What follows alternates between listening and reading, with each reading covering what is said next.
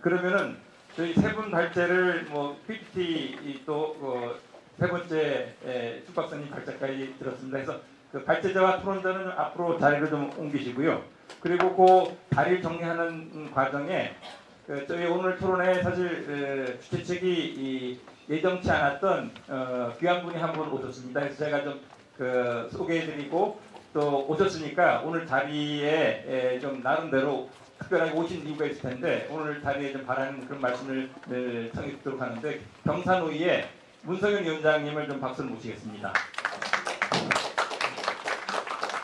오늘 오전 일정이 좀 많이 있어서 하다가 갑자기 생각하니까 그 일정 그다음 훨씬 중요한 경우를 이 자리에서 오전 일정 좀 취소하고 이틀을 공부하러 왔습니다. 공부하는데 생각해볼수록 어려움 가지고 말은 이제 이렇게 가자면 쉬운데 막상 구체적으로 들어가면 양만한 디테일이 있다고 많이 어려운 것 같습니다. 그래서 오늘 그리고 제가 지금 정부의 사원님께서 말씀하셨는데 조금 아쉬움이 있다면 모든 정책들이 재정하는 노동정책하고 노동부 중심으로 쭉 이어오는 것에 대해서 정말 이 상황만큼은 양노총과 소위 말하는 노동자 지금 스스로의 어떤 주도적이고 주체적이고 중심적인 역할이 이후에 됨으로 해서 역사가 나중에 그때 어려움이 대한민국 노동이 큰 역할을 했다는 것을 꼭 남는 그런 계기로 발전됐으면 좋겠습니다. 여기 지나면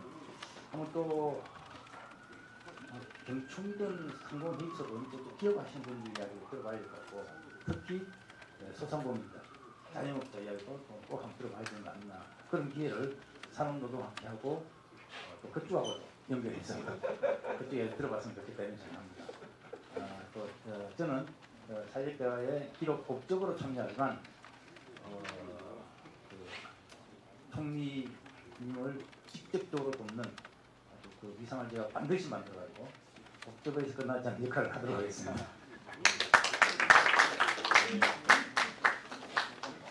그러면은 저희 토론 발제 이어가도록 토론자하고 발제자 앞으로 좀 나와주시기 바랍니다. 단상위로.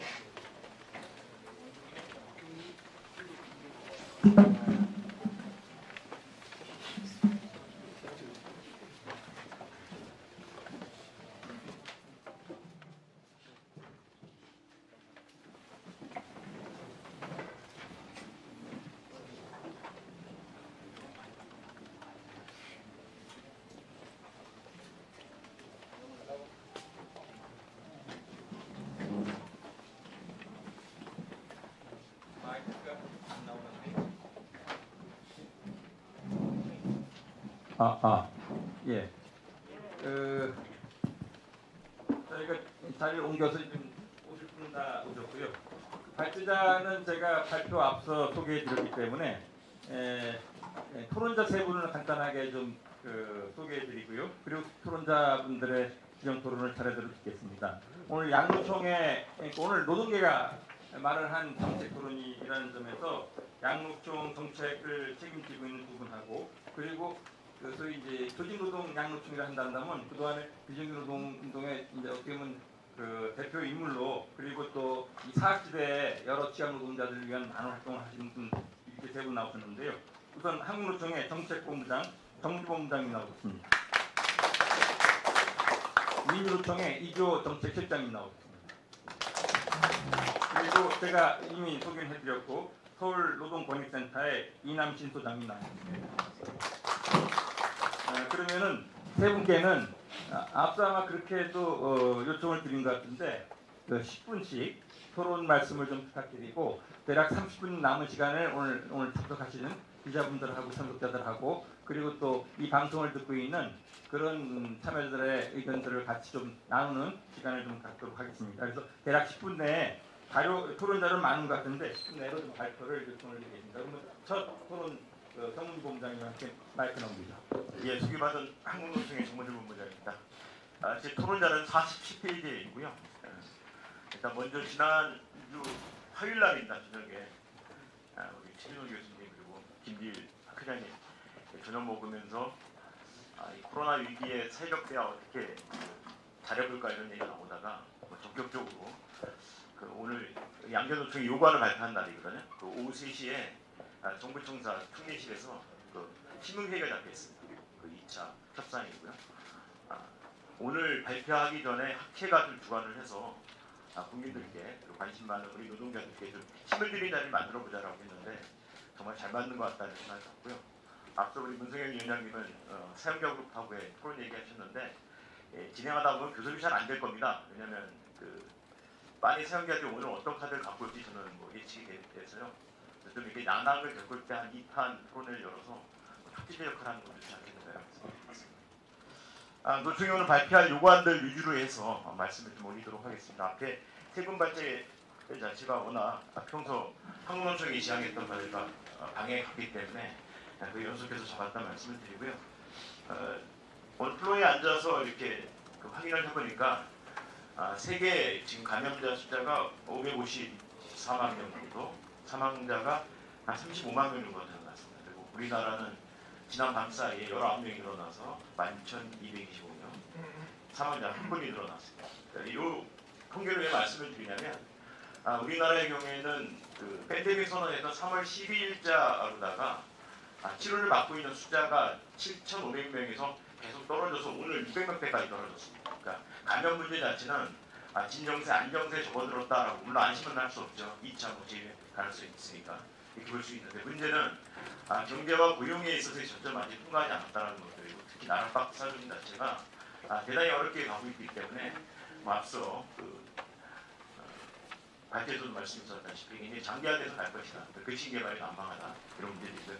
그래서 단기 대응이 아니라 좀 먼 시야를 바라보면서 우리가 대책을 짜는 것들이 필요하지 않겠는가 이런 말씀드리겠습니다. 지난주 수요일날 픽오프 노사정 대표자 회의가 시작이 됐고요. 앞으로 한 달 정도 안에 집중적으로 논의를 해서 결과를 내리지 않을까 이런 고민을 하고 있는데요. 노총은 어쨌든 이번 판과 관련돼서 두 가지 좀 고민을 해봤습니다. 그러니까 경제 위기를 관통할 때마다 양극화가 심화했던 바들이 있는데 실제로 IMF 때 글로벌 금융위기 때 그렇습니다. 이번에 코로나 경제 위기를 겪으면서 양극화가 훨씬 더 크게 심화될 가능성이 높다라는 것입니다. 이런 상황에서 앞에 이제 뉴딜 얘기도 나왔었는데 최근에 뭐 K방역, K뉴딜 이런 얘기가 나오잖아요. 그러니까 한국판 세 판짜기, 딜이라는 게 이제 판때기를 얘기하지 않습니까? 세 판짜기의 핵심은 저는 K와그노법이다 이런 생각을 갖고 있고요. K와그노법은 오늘 앞서 말씀하셨던 분들은 전국민 고용보험 가입의 문제라든지 사회적으로 가장 약한 고리들, 그러니까 취약계층 플랫폼 노동자들, 특고 그리고 이제 사내 하청, 임시용직 이런 분들이 지금 큰 피해를 받고 있기 때문에 이분들 보호에 집중해야 된다 이 생각을 갖습니다. 그 중에 한 가지가 명칭은 틀리는데 한국노총발 5.1 플랫, 5.1 플랫 뭐냐면 모임 이하 사퇴 종사자들, 1년 미만자들, 플랫폼 프리랜서, 특수고용직을 얘기합니다. 그러니까 이분들에게 앞에 우리 김유선 선배님이 전국민 고용보장제 이 말씀하셨는데 이번 이제 김유선 선배님 발 네이밍이고 노총에서 5.1 플랫입니다. 이게 그리고 민주노총발은 이제 전태의 입법이고요. 이게 지금 이 시기에 만들어야 되는 것이다 생각합니다. 두 번째는 이 코로나 바이러스가 인류가 경험해보지 못한 가장 지독한 바이러스다라는 것들이고요. 그러니까 일반적으로 독감이 이 잠복기가 2, 3일이라고 합니다. 근데 이거는 14일짜리잖아요. 그러면서 경제활동, 이동, 모임 자체가 금지돼 버리면서 어려움을 겪고 있는데 그런 의미에서 1년 전으로 앞으로 인류가 돌아가기 어려울 것이다 생각합니다. 이 안에서 불안정 노동이 가장 큰 피해를 보게 될 것이고 이와 관련된 집중적인 대책 세울 필요가 있다 이런 말씀드리겠습니다. 노총 요구와 관련돼서 분류를 해서 10가지 정도가 있는데요. 하나하나 좀 말씀을 올리도록 하겠습니다. 첫 번째는 총고용 유지와 해고 금지와 관련된 사항입니다. 그 방법은 크게 세 가지가 있을 텐데요. 첫 번째는 해고 금지법을 좀 만들어야 된다. 21대 국회가 내일 모레면 이제 개원을 하지 않습니까? 그리고 원구성돼서 정기국회까지 시간이 좀 있긴 하지만 해고 금지법을 만들 필요가 있다는 건데요. 해고 금지법의 기본적인 내용들은 정리해고 요건과 절차를 강화시키는 문제, 그리고 고용이 불안한 기업들 해고를 남발하는 기업과 관련돼서는 경제적 불이익을 주는 소위 고용부담금을 부과하자. 그리고 고용승계 의무화 이런 내용들을 유시해서 해고 금지법을 만들자는 것들이고요. 두 번째는 프랑스와 일본의 방식입니다. 코로나 위기가 닥치고 나서 일본의 경우에는 경제 산업성이 1경련, 우리나라 치면 정경련 같은 경우는 합친단체죠. 여기에다가 해고 금지를 권고를 했습니다. 1경련이 이것을 받아서 일본의 그 회원사들, 기업들한테 지침을 시사했던 바들이 있죠. 최소한 아베도 이 정도 하게 되는데 문재인 정부 그 이상으로 가야 되는 거 아니냐 그 얘기고요. 세 번째는 정부가 지금 고용안정협약 고용유지 조건으로다가 지원을 하고 있습니다. 근데 이제 기간 산업의 경우에는 고용유지 조건 자체가 100%가 아닙니다. 90%로 되어 있습니다. 이게. 그러니까 10%는 달리 해석을 하게 되면 소위 해고를 해도 된다라는 이렇게 해석을 줄 수 있다는 것들이고요. 이 제도 설계 자체가 미국이 굉장히 해고가 자유로운 나라라고 우리가 알고 있죠. 노동 유연성이 높은 나라. 그들 나라의 제도를 빌려서 설계를 하다 보니까 이런 허점이 있는 겁니다. 따라서 최소한 정부 지원을 받는 기업의 경우에는 고용유지 조건 자체를 90%가 아니라 물론 자연감사를 권장한다 치더라도 100%로 가져야 된다라는 거고요. 두 번째 이야기는 그 중앙정부와 지방자치단체 간의 코로나 고용 지원과 관련 정책 연계 시스템이 필요하다는 말씀을 드리겠습니다. 지금 고용유지 지원금상에 90%까지 중앙정부가 지원을 하고 있는데요. 나머지 10%는 이제 사용자 부담입니다. 그러면 휴업수당이 평균 임금의 70%니까 63%를 중앙정부에서 고용보험으로 지원을 하고 나머지 10%를 사용자 부담을 해야 되는데 현재 위기업종이라고 하는 관광, 여행, 운송 같은 경우에는 이 7% 때문에 사실 무급취직을 하거나 연차가 내년 거까지 땡겨 쓰거나 뭐 해고를 하거나 이런 일이 이제 발생하고 있다는 것들이죠. 여기서 좀 살펴봐야 될 것들이 해고 없는 도시 릴레이에서 지금 전주시, 광주, 대전 지방자치단체가 이런 조치를 취하고 있는데 처음에는 중복 지원에 해당해서 지원을 이걸 하지 못했습니다. 근데 지금 고용노동부가 면책이라는 방법으로다가 이걸 풀어줘서 진행이 되고 있는 것들이고요. 또 하나는 전주시의 경우에 상생연대기금을 지자체 차원에서 조성을 해서 노사가 이 돈을 모으고 이 건을 가지고 취약계층을 지원하는 사업들을 전개하고자 하는데 행정안전부의 기부금에 관한 문제에 걸려 있어가지고 승인을 받지 않으면 안 됩니다. 그러니까 이렇게 중앙정부의 고용 지원을 가로막는 규제들이 좀 있기 때문에 이건 한시적으로 특례보다 풀어낼 필요가 있다 이 말씀드리고요. 세 번째는 노동시간 단축과 고용유지와 관련된 문제입니다. 우리나라의 일자리 함께하기 지원 사업이라든지 노동시간을 줄이면서 돈을 유지했을 경우에 지원하는 사업들이 있긴 합니다. 그런데 이것은 이제 유럽의 제도하고 명칭만 비슷할 뿐이지 내용이 완전히 틀리다는 것들인데요. 예를 들면 독일의 경우에는 지금 코로나 위기 시에 노동시간을 주 35시간에서 만약 20시간으로 15시간을 줄이게 되면 15시간 줄어든 노동시간의 80%까지를 정부에서 지원을 해줍니다. 임금보전 방법으로다가 근로자한테 직접 지원을 하죠. 근데 우리나라의 경우에는 지금 사업주를 지원하고 있고 그 방식이 틀린 거죠. 대상이 월 최대 40만 원입니다. 그러니까 실효성이 낮아서 실제 현장에서 노동시간을 줄이면서 해고를 막는 방법으로 가고 있지 못하다는 것들이죠. 다음에 이제 해고 방지를 위한 교육훈련 사업들 전개를 하자라는 것인데요. 현재 위기업종, 호텔, 여행사, 면세점, 공연, 운수, 항공 이런 파트를 놓고 보면 무급휴직, 연차휴가 땡겨쓰고 정리휴가까지 들어가고 있는 상황입니다. 그러니까 이들 업종들이 고용유지 지원금 제도를 제대로 활용하고 있지 못하는데 실효성을 높이기 위해서는 저는 유급훈련을 병행하는 것이 필요하지 않을까 싶습니다. 예를 들면 지금 관광레저 인적자원개발위원회가 있는데요. 이 안에서 재직자들을 해고시키지 않으면서 일정 기간을 교육훈련, 향상훈련을 시키면서 버틸 수 있는 명목이 있다는 것들이고요. 훈련비 외에 훈련수당까지 지급하는 것들을 우리가 고민해 줬으면 좋겠다는 겁니다. 전국민 고용보험 가입과 국민취업지원제도 관련해서 잠깐 말씀드리겠습니다. 2018년도 7월 31일 날 한국노총과 민주노총, 양대노총이 고용보험위원회에서 상계단체들까지 노사정이 합의를 했던 사항이다. 이거는. 그런데 20대 국회 말기에 가서 환경노동위원회 여야 간사들 간에 이건 참 납득이 가지 않는 내용이죠. 그러면 국민취업지원제도와 관련돼서는 올해 예산이 확보되어 있음에도 불구하고 관련된 법을 내년부터 시행하는 것으로 해서 국민취업지원제도 한국형 실업부조가 시행하지 못했습니다. 두 번째, 전국민 고용보험과 관련돼서의 문제인데요. 이게 전국민 고용보험까지 이르지 못하지만 2018년도 서로 합의했던 것들이 예술인과 특수고용직 고용보험 단연가입과 관련해서 합의를 했던 사안이 있습니다. 이번에 잘 아시다시피 특수고용직은 빼버렸고요. 예술인만 집어넣었는데 예술인의 경우도 특례병을 넣어버려가지고 적용제가 가능하도록 해버렸습니다. 그러니까 소위 사회적 합의를 했던 내용들, 사용자가 동의했던 내용들조차도 국회의 벽을 터넘지 못하는 한계에 직면했다는 것들이죠. 따라서 21대 국회가 개헌을 하게 되면 이 건과 관련해서 우선적으로 처리를 해야 될 것이고 특히 국민 취업지원제도와 관련돼서는 그 대상 사이즈가 굉장히 작고 지원 금액 역시 50만 원 6개월밖에 되지 않습니다. 따라서 공권을 보다 더 확대할 필요가 있다 이 말씀을 드리고요. 여기에서 이제 장경 박사님 발제하시면서 고용보험 개혁 방향에서 전적으로 노총도 동의한다 이 말씀을 좀 드리겠습니다. 또 한 가지는 현재 고용유지 지원제도라든지 생활안정 지원, 실업급여 이 수급을 받고 있는 노동자들이 대체로 6월부터 해서 7, 8월 사이에 수급기간이 다 종료가 되고 있게 됩니다. 지금 기간이 되게 짧아가지고요. 따라서 이것을 최소한 연말까지 연장 운영할 수 있는 방법들을 찾고 3차 추경 공권을 좀 반영할 필요가 있다는 말씀을 드리고요. 고용보험과 관련해서 현재 재정이 굉장히 위태롭다고 합니다. 무슨 말이냐면 지금 고용위기 상황에서 지난달 4월 달에 실업급여 지출액이 1조 원이었습니다. 3월 달에 실업급여 지출액이 9천억이었어요. 적립금이 지금 대략 4조 원이 채 남아있지가 않습니다. 실업급여 계정에만. 고용안정사업 지급력개발 계정에 약 3조 원이 남아있습니다. 지금 속도로 가게 되면 9월 정도 되게 되면 소위 복나버리 애고가 나는 상황에 직면을 할 것 같습니다. 이와 관련돼서 현재 실업급여 계정 안에서 지출하고 있는 모성보호는 분리를 할 필요가 있고 일반에게 전담 원칙을 쓸 필요가 있다는 것들이고요.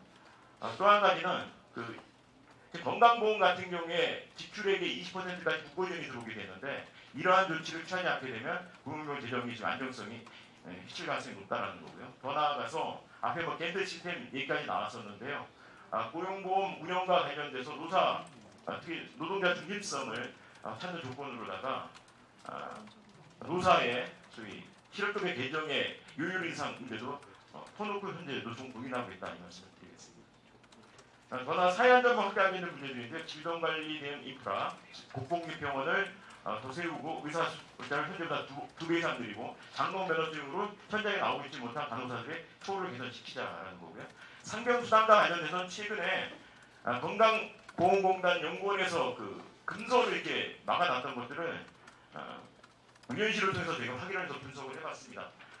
사실 지구상의 여러 개 나라 중에서 상병수당이 지금 도입되지 않는 나라는 불행히도 몇 개 나라가 되지 않고 그중에 한국이 있습니다. 2000년대 건강보험법이 개정돼 들어가면서 상병수당의 길을 열어놨지만 시행령에서 가로막힌 상황들이고요. 지금 같은 질병 위험, 사회적 위험이 도사리는 상황에서 상병수당 제도가 같이 도입될 필요성이 있다 말씀을 드리겠습니다. 더 나아가서 앞에 이제 일자리 얘기가 좀 나왔었는데요. 한 가지 현장 사례 말씀을 드릴 텐데 고용센터의 현재 직업상담원들이 규모가 대략 한 2,000명이 좀 넘습니다. 우리나라가. OECD 국가 대비해서 가장 낮은 숫자라고 얘기를 했는데요. 코로나로다가 상담 인력 업무가 폭증을 해서 평소 업무 대비 100배 업무가 늘어났다고 합니다. 여기에다가 다음 달 6월 달부터 해서 무급 휴직자들 특고 지금 지원 사업들이 추가로 들어오게 됩니다. 이러다 보니까 지금 고용노동부가 직업상담원 숫자를 늘리는 조치를 했는데요. 2개월짜리 비정규직을 뽑습니다. 6월, 7월달, 8월, 9월달 1,200명을 뽑습니다. 그러니까 이분들의 경우에는 제대로 된 직무훈련도 받지 않아가지고 내용을 잘 모르시는 분들이에요. 그것도 2달짜리 비정규직이 들어와서 일을 합니다. 그러면 제대로 된 상담 서비스를 정하지 못한다는 것들이고요. 저는 그래서 일자리를 만드는 일자리라고 얘기하는 고용 서비스 일자리를 대폭 확대할 필요가 있다는 겁니다. 참고로 우리나라의 직업상담원 자격증을 갖고 있는 분이 총 25,000명입니다. 그중에 현장에 나와 계시는 취업되신 분들이 8,000명밖에 되지 않습니다. 일본의 경우에는 초고령 사회 진입 이전에 5년 전부터 해가지고 5만 명을 양성했던 경험이 있습니다. 따라서 지금 자격증 가진 사람들이 현장에서 다 들어온다 치더라도 턱없이 부족하고요. 최소한 공공취업상담은 2만 명, 직업상담 5만 명 양성 계획으로다가 일자리 선택 한 가지를 펴서갈 필요가 있다는 것이고요. 더 나아가서 훈련 수요가 높은 공공직업훈련원, 폴리텍 같은 데들이 얘기죠. 이것을 최소 50곳 이상 늘릴 필요가 있다는 말씀을 드리겠습니다. 이 밖에 사회서비스 일자리, 그리고 마지막으로 이제 경제민주화 관련돼서 좀 말씀드릴 텐데요. 5분이 초과해가지고 그 시간입니다. 일단은 이게 2분 내려면 되겠습니다. 나쁜 단가 공정거래와 관련된 문제를 말씀을 드리고요. 가맹 수수료, 중개 수수료, 임대료 인하하는 조치를 취하자라는 겁니다. 노동계가 그러면 뭐 요구만 하고 너희는 아무것도 안 하냐 이런 말씀하실 텐데 한국노총이 결의했고 현장에서 뿌렸던 지침들 몇 가지 소개 말씀을 드리겠습니다. 사실 이거 협상을 앞두고 우리 패를 보여주면 안 되는데 다 동기들이라고 믿고 그냥 말씀을 드리겠습니다. 제가 앞에서 고용보험 요율을 한 가지 말씀드렸고 4개가 더 있는데요. 첫 번째는 올해 그 임금 교섭 진도율이 이 위기에 얼마나 되겠는가 하실 텐데 두 가지 통계를 확인해 봤습니다. 4월 말까지 올해 임금 교섭을 마친 곳이 42%입니다. 그럼 평균 임금을 얼마 올려냐면 4%로 올렸어요. 민간 통계가 하나 더 있는 인코르트입니다. 여기는 임금 교섭 진도율이 53%고 임금 인상률이 5.3%입니다. 이 얘기는 뭐냐면 위기 업종이 어렵고 취약계층들이 어려운 거지 그 밖에 대부분의 산업들 같은 평소처럼 가고 있다는 얘기예요. 그러면 이 임금 인상분은 저는 봅니다. 기왕이면 임금 노동자들이 특히 근린 노동자들이 사연대를 태야 된다는 것들이고요. 임금 인상분을 따져봤더니 약 한 35조 원 정도가 됩니다. 35조 우리나라 돈으로. 그러니까 이번에 재난지원금 지원에 지급했던 거 한 3배 정도가 되게 되는 거죠. 이것을 소위 지역화폐 또는 온누리 상품권으로다가 착한 소비용을 하겠다는 것이고 임금 인상의 3분의 인상분의 3분의 1을 별도로 공동근로복지기금을 조성을 해서 취약계층을 지원하는 사업들을 함께 전개하겠다는 겁니다. 한 가지 더 있습니다. 사내근로복지기금인데요. 사내근로복지기금이 우리나라 약 한 11조 원 정도의 적립금이 있습니다. 2009년도 글로벌 금융위기 때 한시적으로 노총이 제안을 해서 30%까지 원금을 헐어서 착한 소비에 쓰고 착하게 전했던 적이 있습니다. 이번에도 마찬가지로 이렇게 쓰게 되면 3조 원이 나옵니다. 그럼 한국노총이 지금 35조 원에다가 3조 원, 그리고 앞에 그 고용보험료율을 만약에 0.2%를 올리게 되면 그거 계산해보니까 그것도 한 2조 원 나오더라고요. 거의 뭐 40조 원 풀었습니다 지금. 세 번째는 4월 29일 날 노총 중앙집행위원회에서 저희가 결의했는데요. 긴급 재난지원금 다들 받고 계시잖아요. 이것을 지금 뭐 고용보험 맞고 나고 하기 때문에 뭐 기부 운동을 좀 빨리 정리하자. 이상으로 발제 마치겠습니다. 발제를 토론 마치겠습니다. 예. 시간은 한 10분 더 썼는데요. 그 한국노총의 통큰 연대 제안을 해주신 그 정문지 공장장한테 토론 말씀 큰 박수를 좀 보내드리고요. 또 한국노총이 이렇게 썼으니까 또 민주를 좀 한 20분 슬퍼졌는데 좀 가급적이면 된 건 좀 생각하시고 좀 그 말씀을 이조 실장님 차례 마이크 드립니다. 네, 반갑습니다. 민주노총 정대실장 이조입니다. 제가 얼마 전에 그 노사정 대표자회의를 하기로 했다라는 이제 그 소식이 나가고 라디오 심야 인터뷰가 있더라고요. 저는 맨날 아침에만 한 줄 알았는데 심야 인터뷰에 있어서 심야 인터뷰를 했는데 원래 라디오 인터뷰하면 이제 처음에 저걸 하지 않습니까? 질문지를 주고 이렇게 어느 정도 약속 대련을 하는데 이 앵커가 계속 그 질문지와 무관한 질문을 하시는 거예요. 잘 될 수 있냐? 양대노총 사이는 괜찮냐?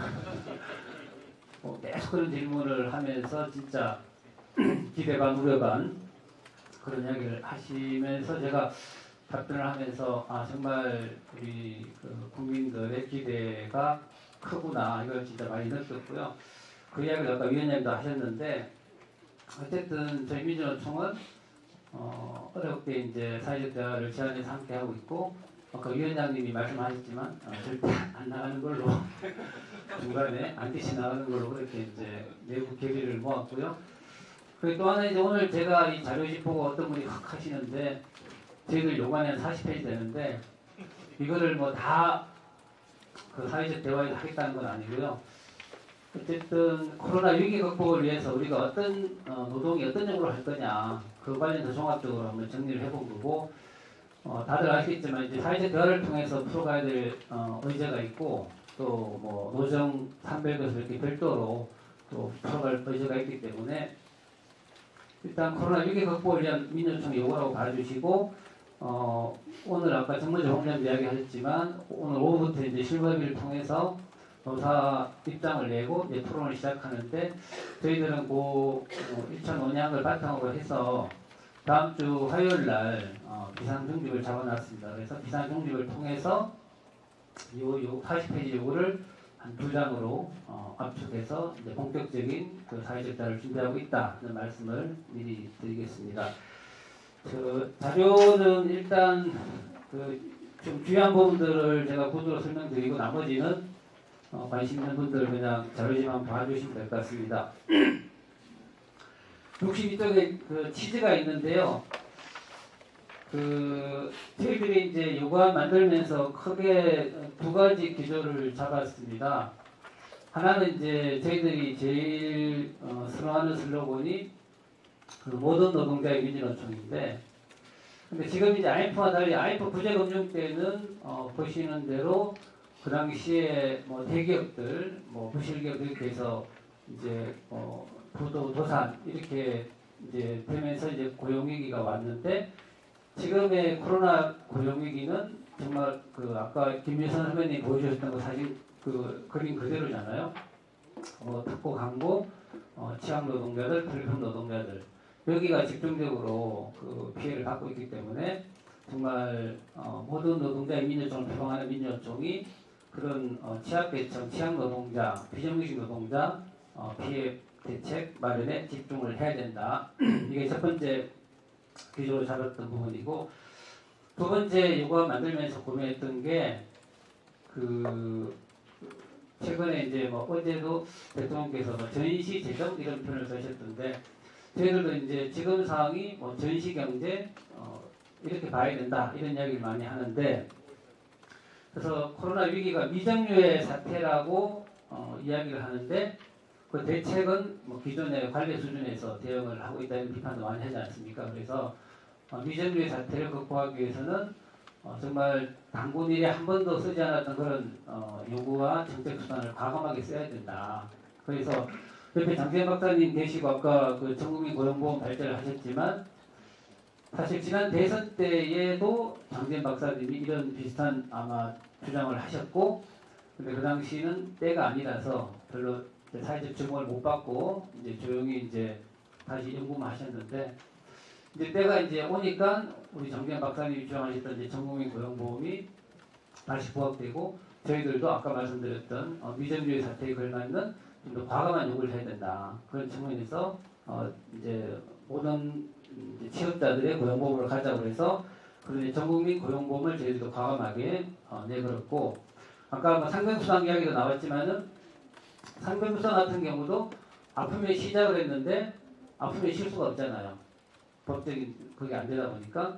그래서 이제 질병휴가를 과감하게 도입하고 또 상병수당까지. 그러니까 유급 질병휴가와 상병수당이 동시에 이제 들어왔을 때 아픔의 실수가 있는 거죠. 그래서 그동안에 상병수당 같은 경우에 도입했을 때 한 1조 원 정도 예산이 들기 때문에 사실 그 건보공단에서 엄두를 못 냈는데, 이제 지금 같은 코로나 위기를 겪으면서는 충분히 한번 과감하게 도입할 수 있다. 그런 측면에서 그동안에 했던 요구이지만 재원이 부족해서 못했던 것도 과감하게 이제 추진을 해야 되고, 그리고 긴급 재난 지원금 때문에 큰 이제 그 사회적으로 큰 화제가 되고 있는데, 이것도 아마 제가 알기로는 어떤 분이 그런 얘기 하시더라고요. 당군 이래 아마 처음으로 정부가 국민들한테 뭔가 베풀었던 그런 뭐 정책이다 이렇게 표현도 하는데, 어쨌든 그런 식으로 해서 코로나 위기를 극복하기 위해서는 저희들 요구를 만들 때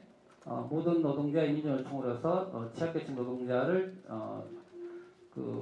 겨냥해서 요구를 만들었다는 거 하고, 좀 더 과감하고 전향적인 요구를 만들었다는 그 두 가지 측면을 말씀을 드리겠습니다. 이쪽에 취지에서 크게 저희들이 지금 5대 크게 재난 시기에 모든 해고 금지와 생계소득 보장, 그리고 전국민 고용보험 도입과 사회안전망 증명 확대라는 크게 두 개 타이틀을 가지고 요구안을 만들었는데요. 그 세부 내용과 간략하게 좀 문제의식 중심으로만 설명을 드리면, 해고 금지 관련해서는 저희들이 뭐 원래 요구안에는 좀 되게 강론에서 디테일한 게 많은데, 사회적 대화하면서는 오히려 크게 두 가지를 좀 부각시키자라고 해서 다시 어제 상집에서 정리한 내용입니다.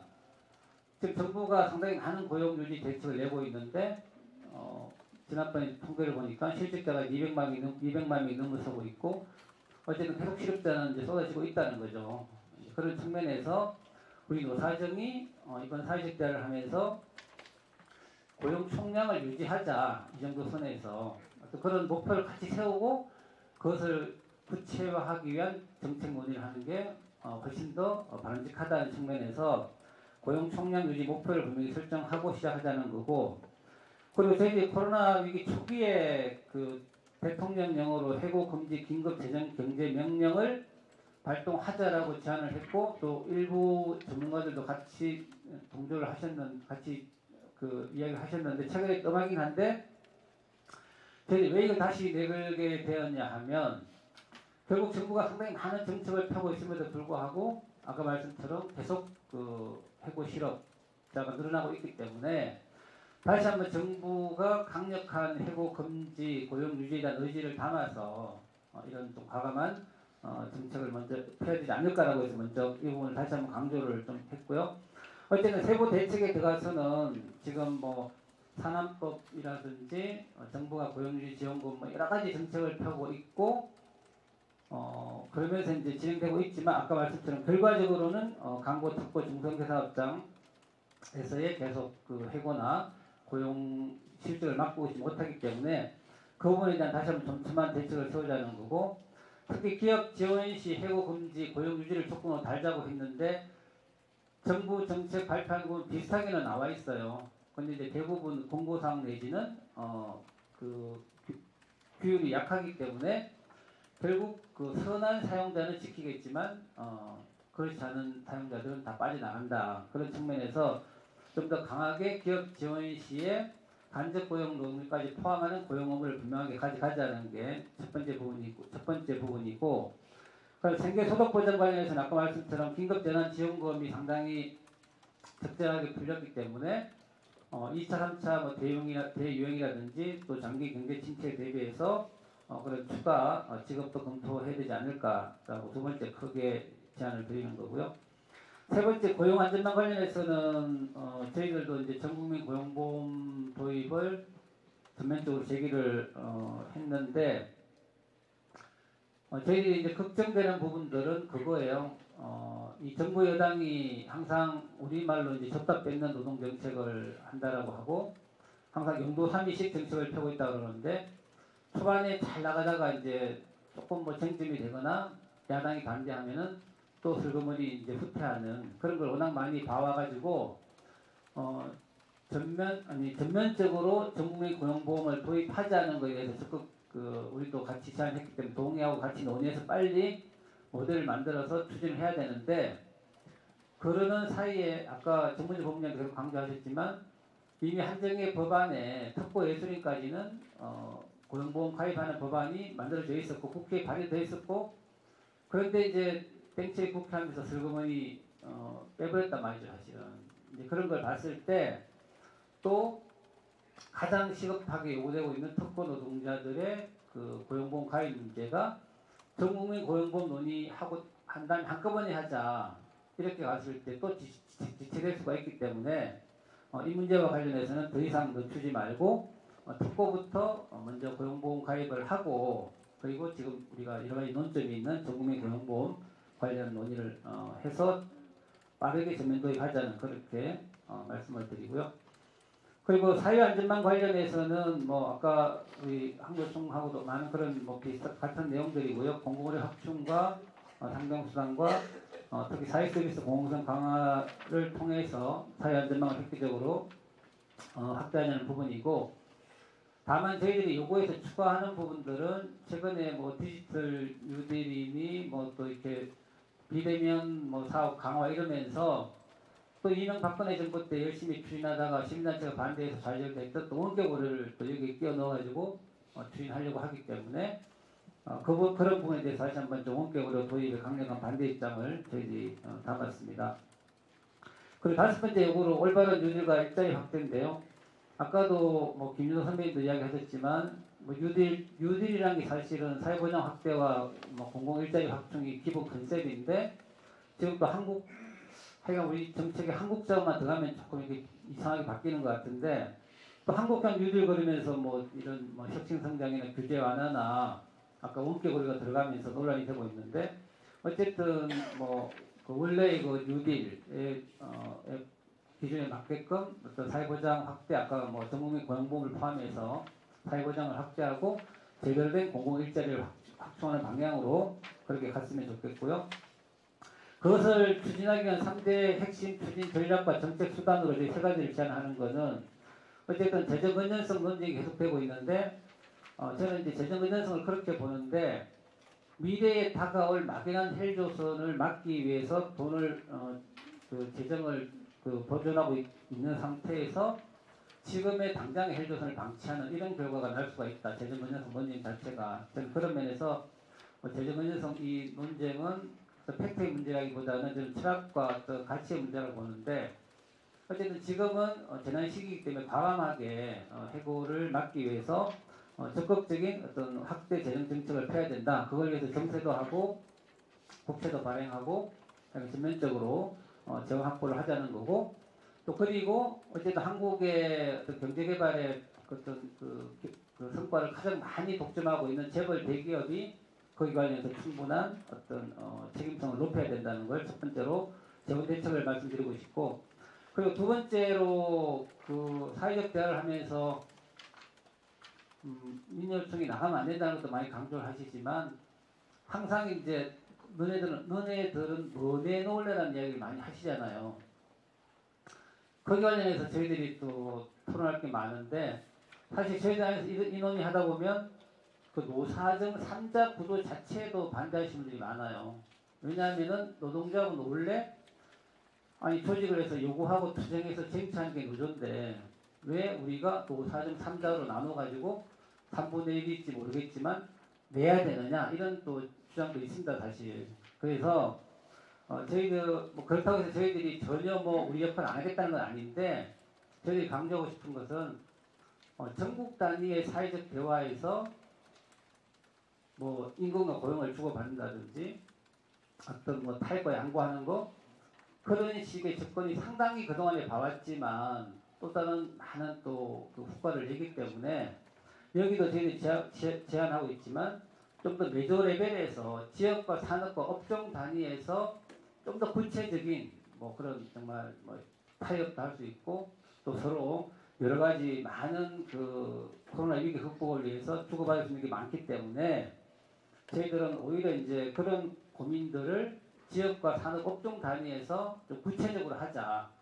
지금 뭐 고용 위기가 벌어지고 있는 뭐 서비스 업종이든 뭐 자동차 제조업이든 또 공공기관들 살릴 역할을 해야 되기 때문에 그래서 산업적 지역 단위로 논의를 좀 확산해서 가자 이런 좀 제안을 드리고 싶고 마지막으로 그 이제 새로운 국회가 열리면은 그 재난위기 극복을 위해서 많은 이제 법 개정 사항이 있습니다. 그래서 아까 말씀드렸던 특보 고용보험 가입부터 시작해서 유급 질병휴가, 가족 돌봄휴가 이런 걸 법제화하고 그다음에 자영업자 대책도 좀 더 국회에서 대책을 마련하고 그리고 우리가 이야기하는 전태 3법이라고 하는데 원래 2법이었는데 이번에 한익스프레스 그 이천공장 산재 참사 때문에 하나 추가가 됐는데 중대재해기업처벌법이 그래서 노조법 2조를 통해서 노조할 권리를 보장하고 그 다음에 건기법 11조에서 5인 미만 사업장 가입을 5인 미만 사업장 건기법 적용을 전면화하고 그리고 마지막으로 이제 중대재해기업처벌법 포함해서 3법을 통과시키는 것이 코로나 위기를 극복하는 중요한 과제가 되지 않을까라고 생각해서 일단 저희 세부 내용은 일단 자료로 대체하고 큰 어떤 코로나 위기 극복을 위한 민주선 요구에 대한 어떤 취지와 주요 어떤 문제의식 중심으로 토론을 했습니다. 네, 감사합니다. 예. 민주노총의 요구안에 대해서 이주 정책실장님으로 들어봤고요. 마지막 토론자의 이남신 소장님 말씀 부탁드립니다. 네. 우리 양대노총 정책 총괄하고 계신 두 분이 보조 발제 수준으로 해주셔가지고 시간이 많지는 않은 것 같은데요. 이제 지난주 수요일 5월 20일이 우리나라에 제일 먼저 만들어진 비정규 노동 전문장체인 한국비행노동센터 20주년을 맞는 날이었습니다. 이제 코로나 때문에 진행을 못했습니다만 그날부로 제가 10년 한국비행노동센터 임기를 마치고 서울노동건의센터 소장으로 옮겨와서 일주일이 채 안 됐는데요. 조금은 생소한 직책으로 하는 토론이기는 합니다만 제가 하고 싶은 얘기를 좀 하도록 하겠습니다. 그 사회적 대화 그러면 좀 되게 아픔이 큽니다. 문성인 위원장 앞에 계시지만 그래서 최준호 교수님이 전화 주셨을 때 이걸 할까 말까 좀 고심을 잠깐 했어요. 근데 제가 안 가면 별로 또 그걸 할 사람도 없겠더라고요. 그래서 굉장히 민감한 주제이기도 해서 그래서 사실은 이제 비정규 대표로 경제사회노동위원회에 들어갔다가 이제 결국은 탄력근로 반대하다가 확대 반대하다가 이제 문재인 대통령 해촉을 지킨 그 최초살이 아닌가 싶긴 한데 부당해고를 당했죠. 그래서 이제 여러 가지로 사실 감회도 들고 그렇긴 한데요. 저는 원포인트 사회적 대화가 성사된 게 너무나 다행스럽다고 생각하고 있고 그래서 이제 저는 정책적인 조언은 오늘 별로 하지 않을 생각이에요. 왜냐하면 앞서 이제 세 분의 발제자들이 워낙 잘해 주셨고 저는 뭐 그 문제의식 공감하고 제가 감히 뭐 의견을 드릴 수 없는 수준이어서 그리고 또 양내노총이 가지고 있는 기본적인 정책적 방향과 내용들이 굉장히 완성도가 사실 높죠. 그래서 저는 그 부분에서는 크게 뭐 말을 보탤 건 없을 것 같고요. 다만 제가 이제 경제사회노동위원회에서 겪은 일 그리고 사실은 사회적 대화가 가장 필요한 사람들은 대표하고 있는 사람들은 아니에요. 양내노총이나 경총이나 대한상이나 여기는 사실 사회적 대화가 그렇게 필요하지 않은 메이저들일 수 있거든요.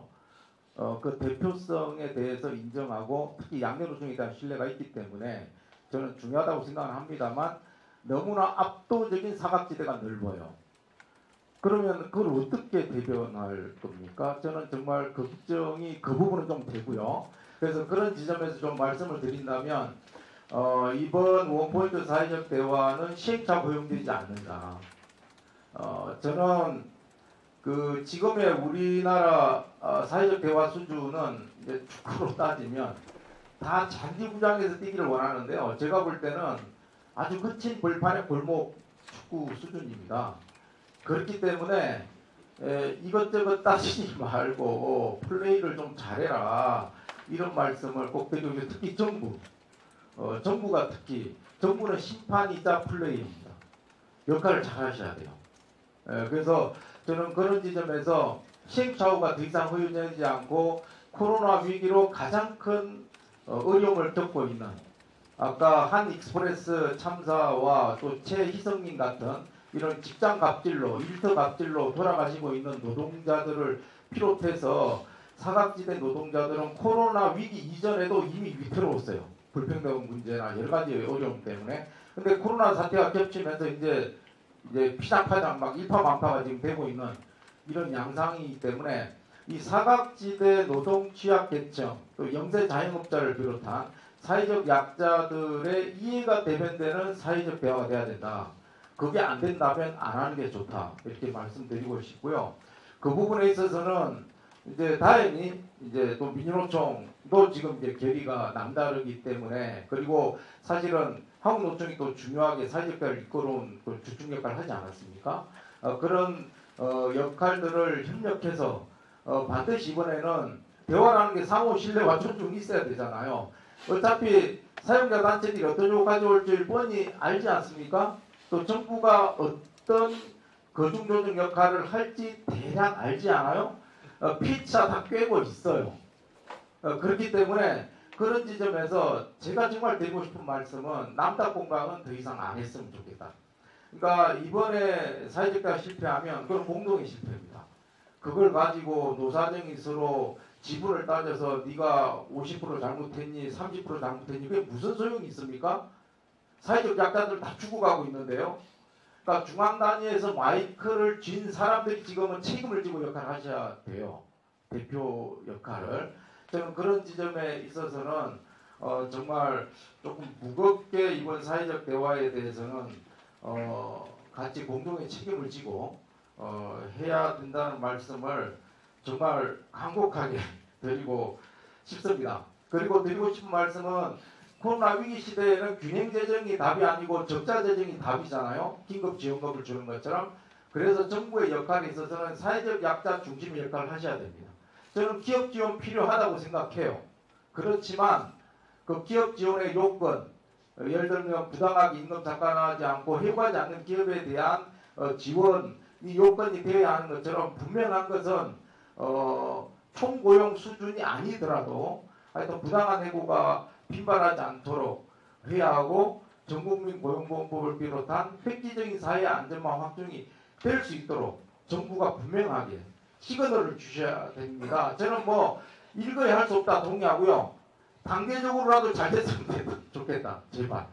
그래서 그런 부분에 있어서는 저는 용두사미가 되지 않도록 사회적 대화에 지금 주요하게 플레이어로 들어가신 그런 이제 주체들이 저는 이번만큼은 이제 경제사회 노동위원회 쪽으로 들어가시는데 어떻든 원포인트 사회적 대화가 성공하는 그런 이제 결실을 꼭 맺도록 애써주셨으면 좋겠다는 생각을 드리고 그 앞서 보시면 그 시흥시 노동자 지원센터와 그 다음에 이제 대전 노동거의센터 그리고 이제 서울 노동거의센터를 비롯한 지자체 지원센터 노동상담 통계를 보시면 지금 취약계층 노동자들 얼마나 어려운 게 있고 이제 그냥 다 드러나잖아요. 예를 들면 방과후 강사 같은 경우에 그 무급이에요, 무급. 이제 소득이 발생하지 않습니다. 그러니까 그냥 굶어 죽어야 되는 상황인데 오히려 정규직 노조들이 이제 그런 분들에 대한 여러 가지 이런 법적 개선을 또 반대하는 이런 이제 노동 활동도 지금 발생하고 있잖아요.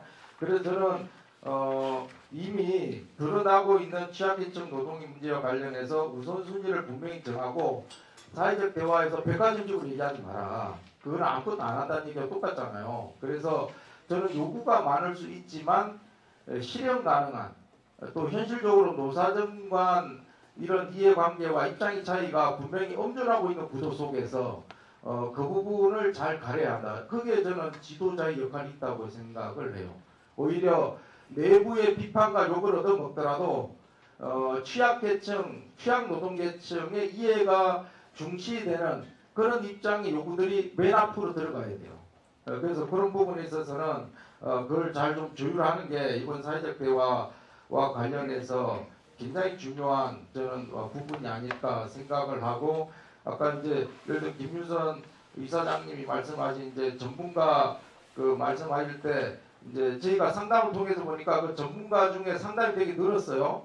근데 이제 그게 학원 강사, 방과후 교사, 예술 스포츠 전문 강사 이런 분들이에요. 실제로는 이제 비정규죠.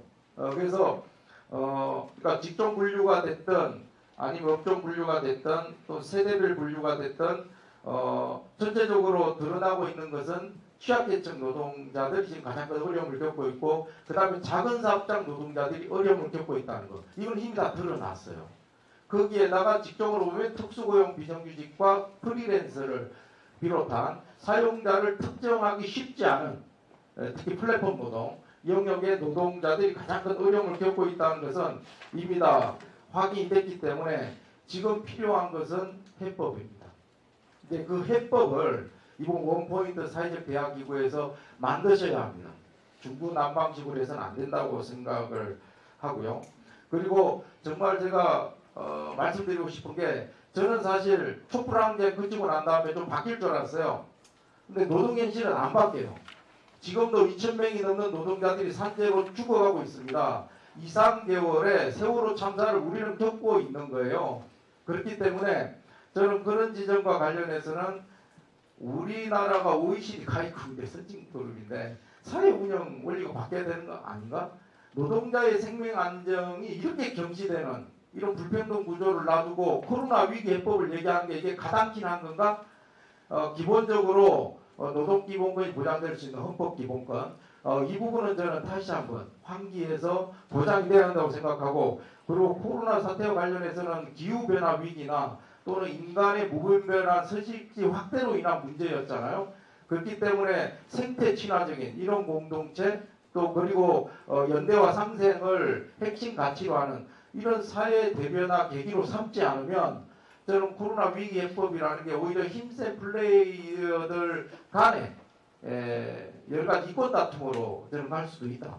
그래서 그 지점에 있어서는 근본적인 특히 뭐 문재인 대통령께서는 노동존중사회 이런 청사진도 이미 말씀하셨기 때문에 진정한 의미의 노동존중사회로 갈 수 있는 그런 계기가 이번에 반드시 만들었으면 좋겠고, 이제 마지막으로 드리고 싶은 말씀은 뭐 국가의 귀환, 정치의 중요성 이렇게 부각되고 있는데, 저는 이번 코로나 사태에서 가장 주목해야 되는 것은 지역 아닌가? 로컬? 결국은 중앙정부의 역할이 지금 굉장히 잘했죠. 근데 지금은 이제 오히려 지방정부의 역할이 굉장히 중요한, 이제 서울시와 이제 경기도가 보여주고 있는 것처럼 그런 상황이라고 생각해서 이제 이 지점에서 이제 예를 들어 양대노총을 비롯한 여러 단위들이 지역 단위의 그런 해법들을, 그래서 이번에 해고 없는 전주 또 뭐 시흥시나 거제를 비롯해서 고용안전 협약 이런 많이 이제 추진을 하고 있잖아요. 이런 것들이 어떻게 보면 원포인트 사회적 대화 이전의 지역 단위 사회적 대화이지 않습니까? 그래서 최소한 저는 최저임금위원회 수준의 그런 이제 결론이 날 수 있는 그 원포인트 사회적 대화가 반드시 이루어져야 된다는 것을 강조해서 말씀드리고 싶고요. 그리고 무엇보다도 지금 고용 그 사각지대가 잘 파악이 안 돼요. 그러니까 상담만으로는 이건 수세적인 파악이고요. 찾아가는 현장 모니터링이 돼야 돼요. 그래서 서울시를 비롯해서 지방정부 차원의 광역 현장 모니터링단 운용이 돼야 된다는 말씀을 꼭 드리고 싶습니다. 그래서 이 부분도 함께 병행이 되어서 이게 소모적인 논란이 거치지 않으려면 가장 어려움을 겪고 있는 당사자들의 문제가 드러나야 돼요. 구체적으로. 그래야 맞춤식 해법도 드러나고, 예를 들면 예산을 어디에 먼저 우선순위로 투입해야 될지, 저는 긴급재난지원금 같은 기본소득 수준의 그런 시행 굉장히 중요하다고 생각하는데, 지금은 선별지원 시스템을 만들어야 된다고 생각해요. 근데 선별지원 시스템을 만들려면 무엇보다도 사각지대 시스템 파악이 돼야 됩니다. 광범위하게.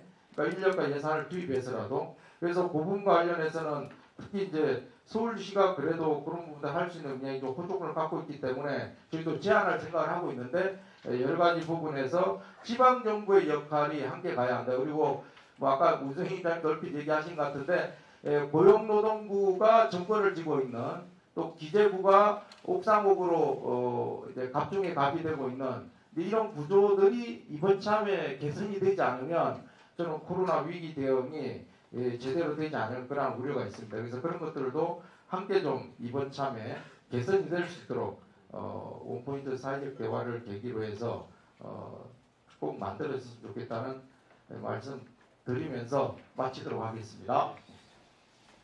예, 수고하셨습니다. 그 이남신 소장님까지 세 분의 지원 토론자 말씀을 들으니까 제